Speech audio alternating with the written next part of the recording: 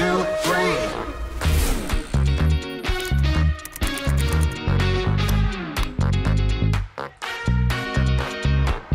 K-Suite, la solution collaborative éthique.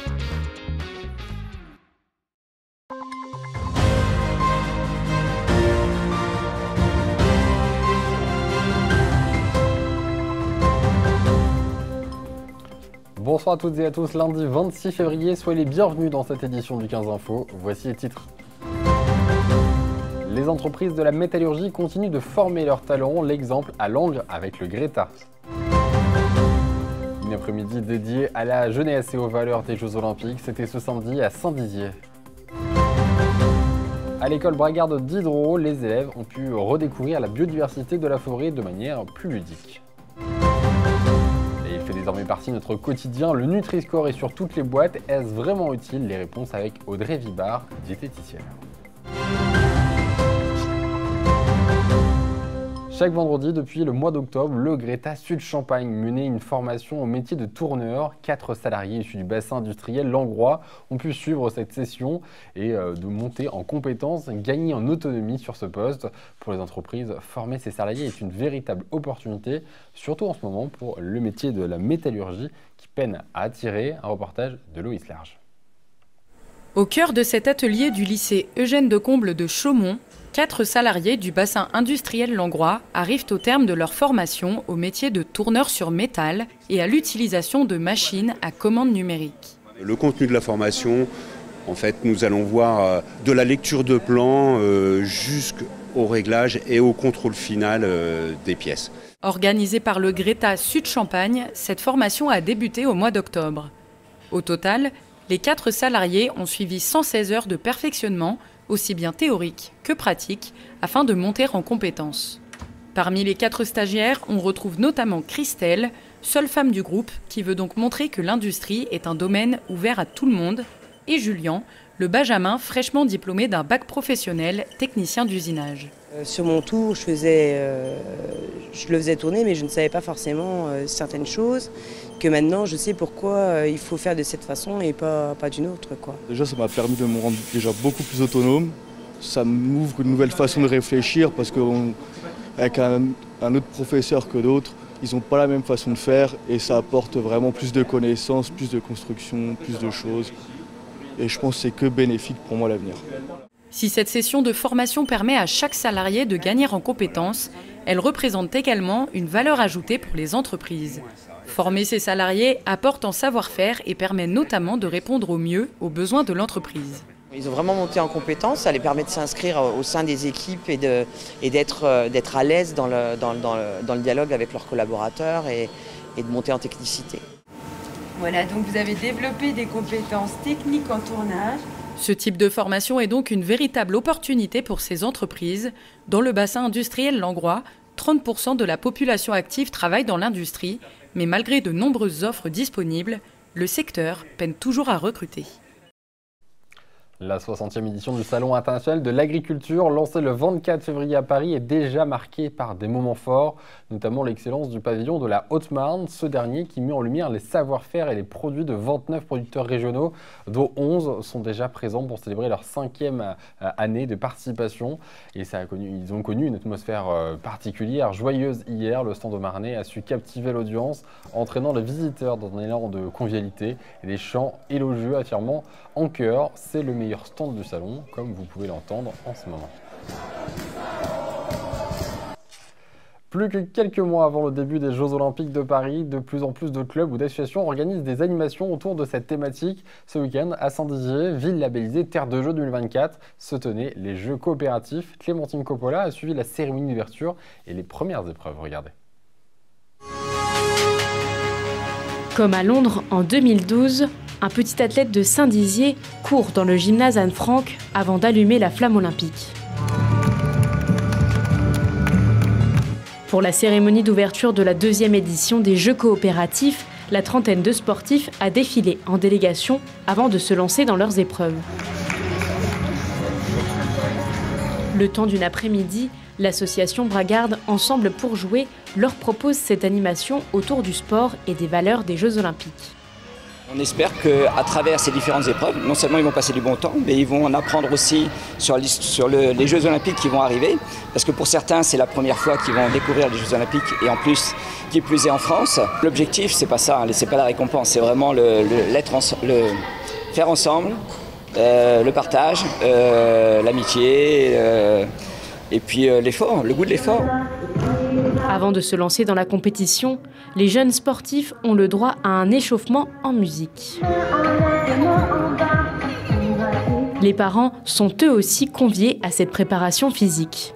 Pour eux, les jeux coopératifs, c'est l'occasion d'occuper leur enfant tout en leur permettant de se défouler par le sport. C'est une très belle initiative, ça nous permet, nous en tant que parents, de faire occuper nos enfants l'après-midi. Voilà, on ne se tracasse pas trop, il faut arriver à trouver des activités les après-midi, surtout pendant les vacances. Pour les jeunes déjà c'est très bien, c'est pour des activités, ça leur fait découvrir et ça leur fait plusieurs activités hors de l'école.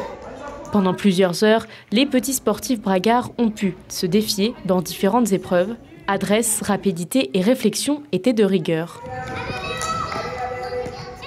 Après avoir couru, passé des obstacles ou avoir réfléchi aux couleurs des Jeux Olympiques, l'heure est au bilan pour Lilou, une habituée. Je découvre des choses aussi, mais le meilleur c'est la danse. Les Jeux coopératifs continuent leur tournée dans les différents gymnases de la ville. Prochain rendez-vous donné le 23 mars à Lannou.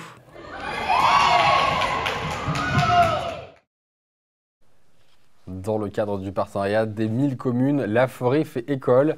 La ville de Saint-Dizier organise plusieurs ateliers à destination des élèves de la ville. À l'école d'Hydro, les cycles de CP jusqu'au CE2 ont découvert la biodiversité de la forêt de manière plus ludique cette fois-ci. Un reportage de Gaël Bossu. Placer un animal dans son habitat forestier ou reconnaître des empreintes, ces élèves de CP de l'école d'Hydro de Marne-Aval ont participé à une animation de la Fédération départementale des chasseurs. Le but, reconnecter de manière ludique les enfants à la vie en forêt. Pour nous, c'est important de sensibiliser les plus jeunes à la biodiversité, à la forêt, à la nature en général, parce que c'est nos enjeux de demain. Pendant 1 heure et avec plusieurs ateliers, les enfants ont découvert ou redécouvert les animaux de la forêt, recréer du lien entre les jeunes générations et la nature, une nécessité pour les professionnels. Et on se rend compte que les enfants en fait ne connaissent plus le nom des arbres, le nom des oiseaux, le nom des animaux. Il y en a beaucoup, c'est la première fois qu'ils voient un renard, il y en a qui n'ont jamais vu de chevreuil. Et donc pour ça c'est important pour nous aussi de leur montrer que ça existe et que c'est commun chez nous. On a déjà fait plusieurs sorties avec les enfants de l'école d'Hydro. Il y a des enfants, pourtant la forêt est pas loin, et il y a des enfants qui n'avaient presque jamais été en forêt. On intervient aussi sur les autres écoles, que ce soit pour des animations par rapport au jardin ou aux pollinisateurs. Voilà. On essaie de reconnecter les enfants au maximum avec la nature. Chaque enfant est reparti avec son empreinte d'animal moulé, souvenir d'une animation réussie. En France, le Nutri-Score a été mis en place depuis 2017. Ce logo, basé sur une échelle de 5 couleurs et de 5 lettres, est destiné à informer sur la qualité nutritionnelle des produits que nous achetons. En 2024, son mode de calcul évolue pour aider encore mieux les consommateurs à faire des choix éclairés en matière de nutrition. Bonsoir Druiba. Bonsoir. Vous êtes diététicienne à l'hôpital de Saint-Dizier. Finalement, en quoi consiste ce Nutri-Score ? Alors le Nutri-Score, comme vous l'avez dit, c'est vraiment une échelle très simple avec couleurs et lettres où ça nous permet de donner un comparatif sur le côté nutritionnel de l'aliment. En fait, concrètement parlant, c'est un algorithme où il y a des points positifs, des points négatifs. On fait un différentiel de tout ça et à l'issue de ça, en fait, selon le score qui est obtenu, on obtient la lettre A, B, C, D ou E. Qu'est-ce qui change en 2024 sur ce Nutri-Score ? Eh bien, cet algorithme, du coup, a été modifié dans le but d'être plus en adéquation avec les recommandations, en fait, et notamment avec le PNNS 4 qui est sorti en 2019. Le Programme national nutrition santé, c'est tout ce qui est manger 5 fruits et légumes par jour, bouger plus, etc., qu'on entend beaucoup.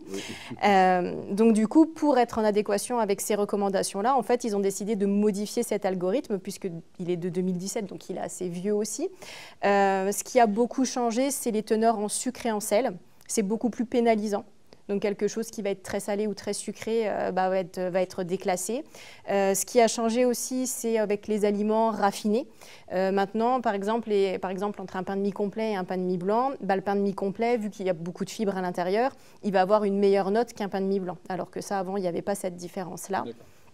Et la dernière chose qui change aussi beaucoup, c'est au niveau des boissons. Avant, les boissons, il n'y avait pas de pénalité quand il y avait des édulcorants, ce qui fait qu'on se retrouvait avec des sodas light qui avaient des excellentes notes, alors que c'était toujours un soda, light mais soda. Et du coup, maintenant, ils prennent en compte ça aussi. Ils sont plutôt classés en C ou D. Voilà, c'est ça, ils ont été déclassés. Est-ce que le Nutri-Score est justement un véritable outil pour manger sain?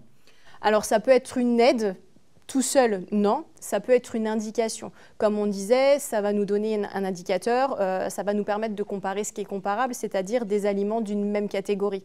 Par exemple, on va acheter des lasagnes préparées, ça va nous permettre de choisir celle où il y a moins de gras, moins de sel. Donc ça, ok, pourquoi pas. Après, sans regarder l'arrière, c'est ça. Voilà, c'est ça. Après, ça a ses limites parce qu'on ne peut pas tout comparer. On ne va pas pouvoir comparer une compote avec une crème dessert. C'est des aliments qui ne sont pas comparables. Forcément, il y en a un qui sera A et l'autre qui sera peut-être C ou D. Et ce qu'il ne faut pas oublier dans ce Nutri-Score, c'est que ça ne prend pas en compte s'il y a beaucoup d'additifs dans le produit. Donc ça veut dire que ça peut très bien être quelque chose qui est classé A, mais avec beaucoup d'additifs dans la liste d'ingrédients, et ce n'est pas forcément pour ça que ce sera très bon pour la santé. Les additifs ne font pas baisser la balance? Non, pas du tout, ça ne les prend pas en compte. Ça ne prend pas en compte les additifs, ça ne prend pas non plus en compte la provenance des aliments. C'est vrai que maintenant, les Français sont quand même plus soucieux de manger un petit peu local, manger français, et ça, pareil, ça ne tient pas en compte, on va dire, le côté écologique non plus. Un deuxième Nutri-Score local. En fait, il y a sur l'application Open Food Fact, vous avez l'indice Nova qui prend justement en compte tous ces frais, toute cette chose un peu plus écolo, on va dire, provenance, l'ultra transformabilité des produits, tout ça, quoi. Qu'on ne mange pas effectivement un produit transformé qui a fait des milliers de kilomètres. Quels sont vos conseils aujourd'hui justement pour mieux manger? Peut-être suivre ces Nutri-Score, mais peut-être d'autres conseils aussi? Alors effectivement, on peut suivre le Nutri-Score, comme on disait, pour comparer des choses comparables d'une même catégorie. Après, peu importe en fait la lettre du Nutri-Score, j'ai envie de dire, nous ce qu'on essaye d'éduquer à nos patients, c'est une règle du 1. C'est-à-dire que c'est pas parce que la lettre elle est A que j'ai le droit d'en manger 3 fois plus, et c'est pas parce qu'elle est E parce que je dois me l'interdire non plus. Il y a peut-être des choses qui sont dans le E qui sont bonnes pour la santé à des usages, notamment, je pense, toutes les matières grasses, parfois il en faut un petit peu, pas trop effectivement. Ouais. Alors pas trop effectivement, mais si par exemple on prend par exemple du fromage, le fromage étant assez salé, assez gras, il va être forcément avec une note très négative, alors qu'une, 2 portions de fromage par jour, il n'y a aucun souci. Donc c'est vraiment en fait cette règle du 1 qu'on essaye d'inculquer à nos patients. Aujourd'hui, du coup, ces conseils permettent aussi et ces Nutri-Score permettent peut-être aussi d'avoir un autre regard sur ce qu'on mange. On entendait notamment il y a pas très longtemps des études par rapport à l'obésité qui est de plus en plus jeune. Est-ce que justement ça permet de prendre en compte dès le plus jeune âge? Alors, on a des patients, effectivement, qui sont un petit peu plus sensibles à ça, qui vont regarder, mais justement, souvent, ils tombent dans les travers, ou comme je vous disais tout à l'heure, en fait, le fait que ce soit A ou B, du coup, ils en mangent plus. Alors, du coup, c'est là où il y a les limites, en fait, du Nutri-Score. La solution, c'est de venir consulter, prendre rendez-vous avec un nutritionniste ou une diététicienne pour pouvoir justement avancer sur un projet commun. C'est ça, et puis avoir quelque chose de vraiment personnalisé par rapport à son mode de vie, à ses habitudes alimentaires, etc. Merci beaucoup en tout cas d'avoir été notre invité aujourd'hui. Je rappelle du coup, vous êtes diététicienne à l'hôpital de Saint-Dizier. Oui. C'est la fin de ce journal, merci de l'avoir suivi. On se quitte sur une image, cette image du bâtiment Victor Hugo, c'est à Saint-Dizier, car aujourd'hui c'est l'anniversaire de l'auteur français qui a prêté son nom et son visage à ce bâtiment d'habitation, né en 1802. Tout de suite, l'agenda suivi de la météo. Très bonne soirée. Toute l'actualité en continu à retrouver sur notre site internet et notre application mobile. Retrouvez-nous également sur les box internet Orange, Free et Bouygues Télécom.